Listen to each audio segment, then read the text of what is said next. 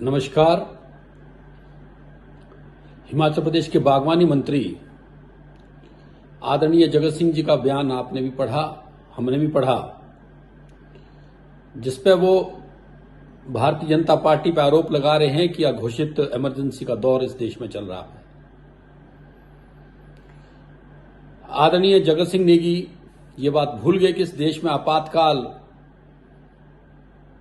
आपकी जनप्रिय नेता स्वर्गीय इंदिरा गांधी जी ने लगाया था, और वो कैसा आपातकाल था, उसकी पीड़ा और वेदना उस समय के विपक्ष जिसमें हम सब लोग थे, हमने सही है। और उस आपातकाल के खिलाफ सारा विपक्ष पूरे देश में एक हुआ था। सब पार्टियों ने अपना मन मुटाव तोड़ करके एक झंडे के नीचे इकट्ठे हुए और एक सिंबल के ऊपर चुनाव लड़ करके कांग्रेस को शिकस्त दी थी। आदरणीय जगत सिंह नेगी जी को आज ये अगर अघोषित ये आपातकाल नजर आ रहा है, तो इस देश में वो सब लोग भी एक झंडे के नीचे आकर के एक सिंबल के अंदर चुनाव लड़ा करके दिखाएं। हमास से मित्रता करने वाली ये कांग्रेस सरकार, जिसके मुखिया देश में प्रस्ताव ला रहे हैं कि हमास का समर्थन करना चाहिए। हमास वो लोग हैं जो कश्मीर में टेररिज्म को सपोर्ट करते हैं, देश में टेररिज्म को सपोर्ट करते हैं। इस देश में आदरणीय जगत सिंह जी स्पष्ट करो कि क्या आप टेररिज्म को सपोर्ट करने वाले, हमास को सपोर्ट करने वाली पार्टी हैं? आप बात जो है आपातकाल की करते हैं। फिर आप ने आरोप लगाया कि भारतीय जनता पार्टी की सरकार ईडी और सीबीआई को पीछे लगा रही है उनके। आदरणीय जगत सिंह नेगी जी, अगर 140 करोड़ की इस देश की आबादी में 39 लोगों के गिरेबान में अगर हाथ ईडी और सीबीआई ने डाला है, तो ये वो लोग हैं जिन्होंने 70 साल के शासन में देश के गरीबों का पैसा चूसा है।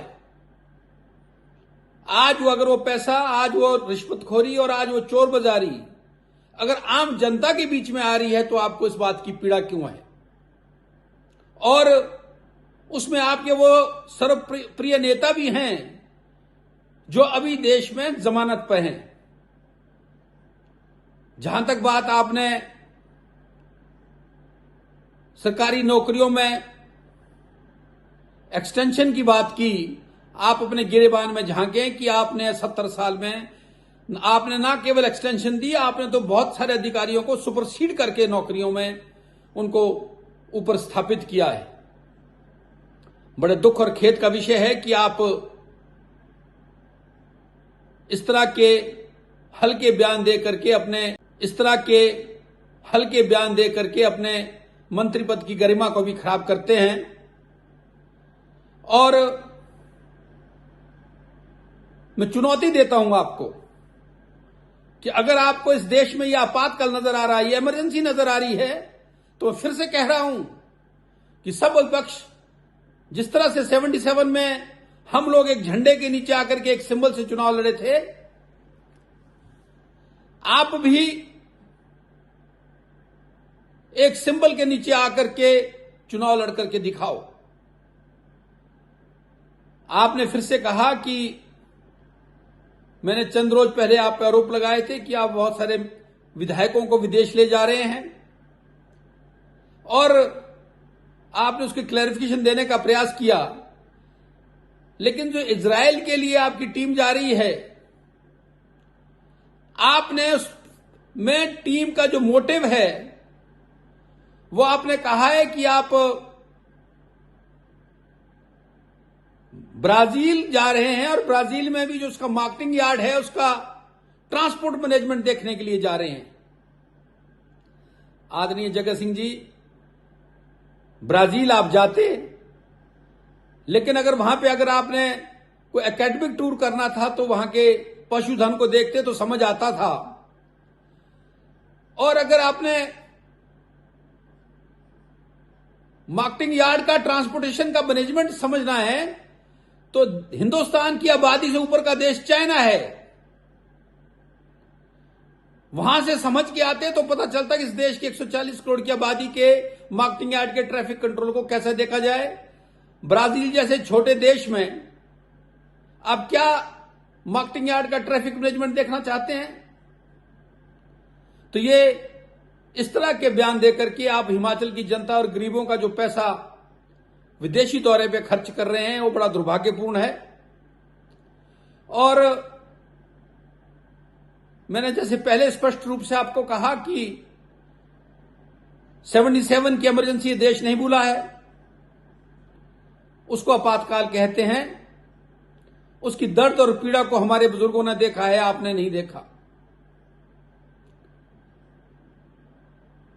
हमास से दोस्ती,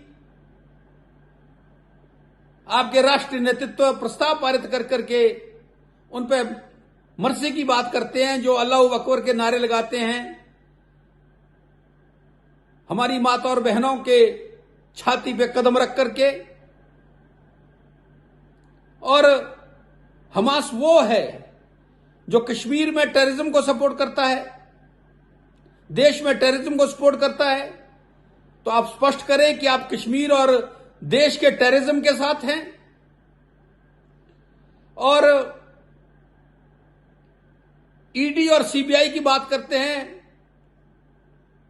क्या 40 लोग जिन्होंने इस देश को लूटा 70 वर्ष में, आप उन लोगों के गिरेबान पे अगर ईडी और सीबीआई ने हाथ डाला, गरीबों का जो लूटा हुआ धन था उसको लोगों तक पहुंचाने के लिए, तो इसमें आपको पीड़ा हो रही है। पीड़ा जायज है। आपके और आपके राष्ट्रीय नेतृत्व ने जो चोर बाजारी की है वो आम लोगों के सामने आ रही है। धन्यवाद।